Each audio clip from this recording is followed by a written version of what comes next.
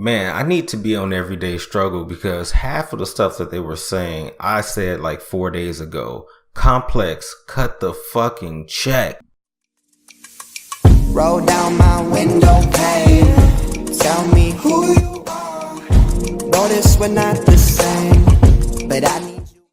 So let's go through this recap of episode 130 of Everyday Struggle. The first topic that they talked about was Bryson Tiller's album, which if you want to check, I have a video about that. You can see it in the little card on the right-hand side, top right-hand side, if you want to check it out. But in any case, DJ Akademiks and Joe Budden and the Desk are talking about this, and they're saying like things like that they like the album, but they think that Bryson Tiller is going through a sophomore slump. Now, the crazy thing about this is that I completely disagree. I honestly think that this album was amazing. Now, for note, I didn't listen to Trap Soul yet, so I'm probably going to listen to that today and maybe change my critique on it depending on how it sounds compared to his newest album, True to Self. But I was like, what in the fuck are you talking about, DJ Akademiks? It doesn't make any sense what the fuck you're saying, because you're sitting here saying that he's going through a sophomore slump, but you liked his album. And then he goes on to say something to the effect of, yeah, I thought the album was good, but his first album was like amazing. You know, I heard the single Don't, but even still, I was just like, come on, man. Like, what are you talking about? So the next segment that they was talking about is Party Next Door throwing shots at people when he had this little video talking about he's going to be a culture vulture because he can write better and he can sing better than some of these guys. And I completely agree. The crazy thing that's happening in hip hop and rap right now is that they're merging almost, where you can have a song that has rap and singing on it, but there's no features.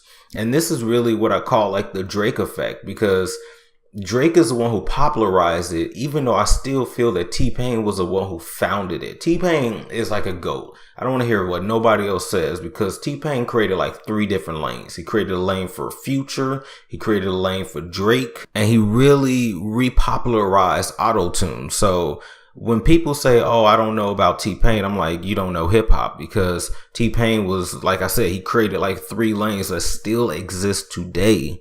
But Party Next Door does have a point, you know. Now, DJ Akademiks said he got into touch with Party Next Door's manager, and that his manager was saying, oh, we're just hyping things up so that when Party Next Door's album comes out or a single comes out, you know, it'll be pretty dope, and that has something to do with the pop single or something like that.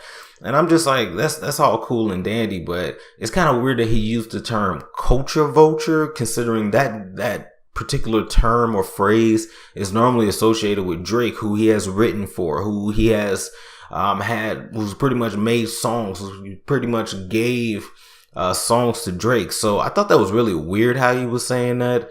But just like DJ, I kind of agree with DJ Akademiks on this one, where he's just like, he just has those times where he just says the most craziest shit ever. So shout out to Party Next Door, but I think that he has a point. The segment afterwards was the Meek back to back, which I thought was a pretty interesting thing, because Joe Budden was like, yeah, I listened to the Game's diss on me, and it does give me motivation. And I thought that was really weird. Like, I was in DJ Akademiks camp for this one, because why would you want to listen to a song that could have almost ended your career, that could have that pretty much made you the laughing stock of hip hop? It's one of those crazy things that, you know, because the two sides of the argument that DJ Akademiks and Joe Budden put out is that DJ Akademiks was saying, no, Meek Mill ain't being humble. This nigga's never humble. And then you have Joe Budden who's like, no, I think he's humble. I think this is him showing like that he's mature, that he's trying to get better. And to me, my honest opinion on it is just, it's pretty much a rollout. It's simply a fucking rollout. He's coming out with things. He's getting people to talk about him. And I think that's one of the situations where Meek Mill is now finally starting to figure out how to play chess and not just checkers. And then the next segment is Tiger Woods. Oh my God, Tiger Woods, what has happened to you? In 2009, Tiger Woods was popping. Tiger Woods was doing so incredible. He's winning Masters. He's bringing in his face is on tons of games. I mean, he was really popping for a while. And then this certain incident happens where his wife finds out that he's been cheating, and then he ends up crashing in his like Escalade or some type of truck that he had. And from that very point on, Tiger Woods has been on a downward spiral. Now, mind you, he's still rich as fuck. Don't get that confused. He still has hella money in the bank, but it becomes a situation where you just have like a lot of bad things happen to you that ends up becoming public. It just looks like your life is going into a shithole. And this is what happened this past weekend. I guess supposedly he had a DUI, allegedly. And now, of course, he came out with a press release because anybody with that substantial amount of wealth and influence and notoriety is probably going to have to do that. Where he's just saying, oh, I mixed the meds, I just had surgery. But even still, you're rich as fuck. Why don't you have a chauffeur? Why don't you have a homie who can drive you, bruh? Like, put your thinking cap on, just like the people in school says, and fucking get yourself a driver if you're off of these pain meds, or if you're off of medication that's gonna make you look like you're drunk. Do I think that he was off the meds? Fuck no. He was drinking his ass off, enjoying the rest of his life because he is rich as fuck. So, I mean, if I was in that particular situation and I couldn't play the thing that actually gave me motivation like golf, absolutely, I'd be living my life to 110% like Tiger Woods is doing. However, it's a bad look on you, homie. It's a bad look. And then they went and talked about the NBA Finals prediction. And I don't know, me and my homie was talking about this shit the other day, and he was saying like, hey man, Cleveland gonna take it this time again. I'm like, fuck no. Like, are you serious? Golden State is going to wash their ass. Now, something that's going to be pretty interesting, or something that Joe Budden said that was very interesting, was that the NBA is a business. And I absolutely agree with that. He's not lying.